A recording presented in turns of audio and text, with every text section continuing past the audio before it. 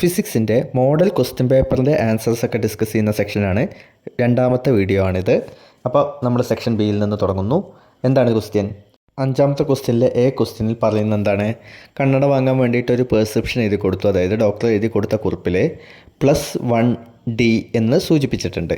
അപ്പോൾ +1D എന്ന് സൂചിപ്പിച്ചത് എന്താണ് ഉദ്ദേശിക്കുന്നത് എന്നാണ് ഒന്നാമത്തെ ചോദ്യം. അപ്പോൾ ഇവിടെ +1 എന്നുള്ളതും കൊണ്ട് ഉദ്ദേശിച്ചത് അതിൻ്റെ പവറാണല്ലോ. അപ്പോൾ നമ്മൾ പറയേണ്ടത് എന്താണ്? നമ്മൾ എഴുതേണ്ട ആൻസർ ഇത്രയേ ഉള്ളൂ. +1 പവറുള്ള ഒരു ലെൻസാണ് ആ കണ്ണടയിൽ ഉപയോഗിക്കേണ്ടത്. അപ്പോൾ അതിൻ്റെ അടുത്ത ക്വസ്റ്റ്യനായിട്ട് അതിൽ തന്നെ വന്നിട്ടുണ്ട് ഡി എന്താണ്? ഡി എന്ന് പറഞ്ഞാൽ ക്യാപിറ്റൽ ഡി ആണല്ലോ, ലെൻസിൻ്റെ പവറും ആണല്ലോ. അപ്പോൾ നമുക്കറിയാം ലെൻസിൻ്റെ പവർ അളക്കാൻ ഉപയോഗിക്കുന്ന യൂണിറ്റ്, ലെൻസിൻ്റെ പവർ മെഷർ ചെയ്യാൻ ഉപയോഗിക്കുന്ന യൂണിറ്റ് ഏതാണ്? ഡയോപ്റ്റർ. അപ്പോൾ ഡി എന്താണ്? ഡയോപ്റ്റർ. ഇനി അടുത്തത് ഏതാ? ബി ക്വസ്റ്റ്യൻ എന്താ പറയുന്നത്? ഇത് ഏത് തരം ലെൻസാണ്? വിച്ച് ടൈപ്പ് ആണ് അല്ലേ? ഏത് ടൈപ്പാണ് ഈ ലെൻസ്? അപ്പോൾ പ്ലസ് ആണല്ലോ വാല്യൂ. പ്ലസ് വാല്യൂ ആണ് എങ്കിൽ ഡയോപ്റ്റർ വാല്യൂ, അതായത് ഡയോപ്റ്ററിൽ തരുന്ന പവറിൻ്റെ വാല്യൂ പ്ലസ് ആണെങ്കിൽ നമുക്ക് ഉറപ്പിച്ച് പറയാം അത് കോൺവെക്സ് ലെൻസാണ്. ഓക്കെ അല്ലേ? അഞ്ചാമത്തെ ക്വസ്റ്റ്യനിലെ ബിയും ആറാമത്തെ ക്വസ്റ്റ്യനും ബോർഡ് ഉപയോഗിക്കേണ്ട ചോദ്യങ്ങളാണ്. അത് ഞാൻ സെപ്പറേറ്റ് വീഡിയോ ആയിട്ട് ചെയ്യുന്നുണ്ട്. ഓക്കെ, അപ്പോൾ നമുക്ക് ഏഴാമത്തെ ക്വസ്റ്റ്യനിലേക്ക് കടക്കാം. ഏഴാമത്തെ ക്വസ്റ്റ്യൻ വളരെ സിമ്പിളാണ്. നിങ്ങൾക്ക് വായിച്ചാൽ തന്നെ മനസ്സിലാവും. ക്വസ്റ്റ്യൻ തന്നെ അവിടെ കൊടുത്തിട്ടുണ്ടല്ലോ. നമ്മുടെ ഒന്നാമത്തെ ചാപ്റ്ററിലെ ഏറ്റവും അവസാനത്തെ ടോപ്പിക്കാണ് ഇവിടെ ഈ ക്വസ്റ്റ്യൻ വന്നിട്ടുള്ളത്. ഓക്കെ, അപ്പോൾ എന്താ ക്വസ്റ്റ്യൻ? 7A ക്വസ്റ്റ്യൻ എന്താ?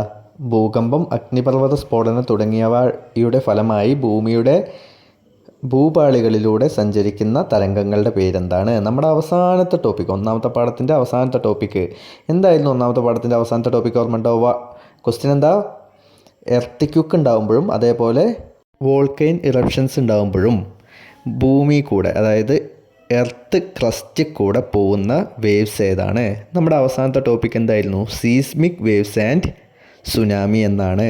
അതന്നെയാണ് അതിൻ്റെ ഉത്തരം. സുനാമി എന്നാണ് വിട്ടുക, ബാക്കിയുള്ളത് എന്താണ്? Seismic waves. അപ്പോൾ എർത്തിക്യുക്കൊക്കെ ഉണ്ടാകുമ്പോൾ ഏതാണ്? ഭൂമി ഉൽക്കൊക്കെ ഉണ്ടാകുമ്പോഴുള്ള വേവ് ഏതാണ്? Seismic waves.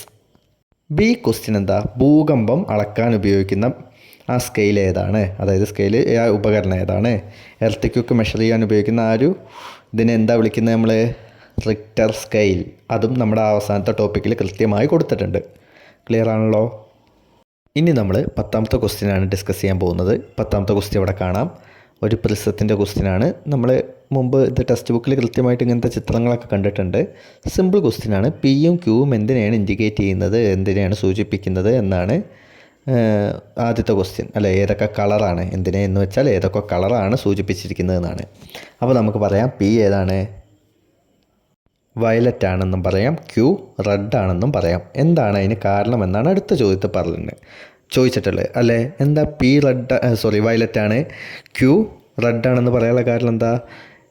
സൂര്യപ്രകാശം അടിക്കുമ്പോൾ, പ്രിസത്തിലടിക്കുമ്പോൾ ഏറ്റവും കുറവ് ഡീവിയേഷൻ, അതായത് ഒരു വ്യതിയാനം സംഭവിക്കുന്നത് റെഡിനും, ഏറ്റവും കൂടുതൽ വ്യതിയാനം സംഭവിക്കുന്നത് ഇതിനുമാണ്? വയലറ്റിനുമാണ്. അപ്പോൾ ഇതിൽ പി എന്ന് സൂചിപ്പിച്ചിട്ടുള്ള ലൈന് മുകളിലാണ്. അതിന് കൂടുതൽ ഡീവിയേഷൻ സംഭവിച്ചിട്ടുണ്ട് അല്ലേ? വ്യതിയാനം സംഭവിച്ചിട്ടുണ്ട്. അതുകൊണ്ട് തന്നെ അത് ഏതാണ്?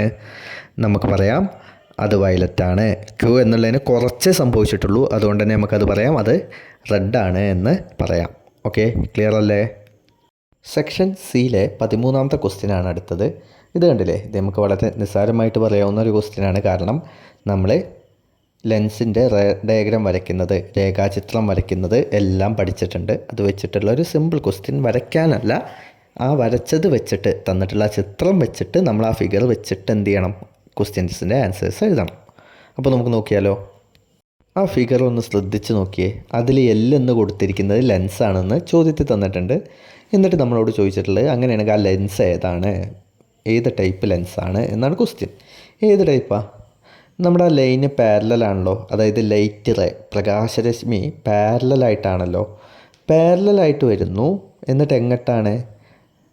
പ്രകാശിക അക്ഷത്തിൽ തട്ടുന്നുണ്ട് അല്ലേ? പാരലലായിട്ട് വന്ന് ഒരു ചെറിയ ചെരിവ്, ബെൻഡിങ് സംഭവിച്ച് അല്ലേ, സമാന്തരമായിട്ട്, പാരലൽ എന്ന് പറഞ്ഞാൽ സമാന്തരമാണ്, സമാന്തരമായി വന്ന് ഒരു ബെൻഡിങ് സംഭവിച്ച് അത് പ്രകാശിക അക്ഷത്തിൽ അഥവാ ഒപ്റ്റിക് ആക്സിസിൽ ടച്ച് ചെയ്യുന്നുണ്ടല്ലോ. ഒപ്റ്റിക് ആക്സിസിൽ വന്ന് ടച്ച് ചെയ്യുമ്പോൾ നമുക്ക് ക്ലിയർ ആയിട്ട് പറയാം അത് കോൺ വെക്സ് ആണ്, കോൺവെക്സ് ആണ്. കാരണം കോൺകേവിലാണെങ്കിൽ അങ്ങനെ വന്ന് ഒപ്റ്റിക് ആക്സിസിൽ അഥവാ പ്രകാശിക അക്ഷത്തിൽ തട്ടില്ല. പ്രകാശിക അക്ഷത്തിൽ നിന്ന് അകന്നു പോവുകയാണ് കോൺകേവിൽ സംഭവിക്കുക. കോൺവെക്സിലാവുമ്പോൾ നമുക്ക് കൃത്യമായിട്ട് പറയാം അത് എന്ത് ചെയ്യും, പ്രകാശിക അക്ഷത്തിൽ വന്ന് തട്ടും. ഇത് തട്ടുന്നുണ്ട്, അതുകൊണ്ട് തന്നെ ഒപ്റ്റിക് ആക്സിസിൽ തട്ടുന്നത് കൊണ്ട് തന്നെ ഇത് കോൺവെക്സ് ആണ്. അടുത്തത് 14ാമത്തെ ചോദ്യമാണ്. 14ാമത്തെ ചോദ്യം വളരെ ഈസി ആയിട്ടുള്ളൊരു ചോദ്യമാണ്. നമ്മുടെ ടെക്സ്റ്റ് ബുക്കിൽ നിന്ന് ഡയറക്റ്റ് ആയിട്ടുള്ളൊരു ചോദ്യമാണ്.